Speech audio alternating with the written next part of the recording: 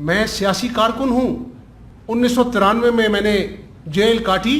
6 महीने बाद जब अदालत में पेश किया गया, उन्होंने कहा ये तो 18 साल का, इसके ऊपर मुकदमा नहीं बनता। जब खेलने की उम्र थी, 10 साल एक आमिर के दौर में यगमाली बना रहा। बाप कैंसर के मर्ज में मुब्तला था, उसकी अपना जो है तीमारदारी के लिए नहीं जा सका। दादा को अकेले लहद में अपने कंधों पर अकेले उतारा, कोई दूसरा फैमिली मेंबर नहीं था। अभी 22 महीने जेल काटी और अदालत का फैसला आपके सामने है कि कोई करप्शन के शवाहिद नहीं मिले। मैं आपको इसलिए ये बातें नहीं बता रहा कि मैं कोई दूध का धुला हूँ, मैं बड़ा गुनाहगार हूँ, खताकार हूँ, अल्लाह से माफ़ी मांग कर अपना दिन शुरू करता हूँ।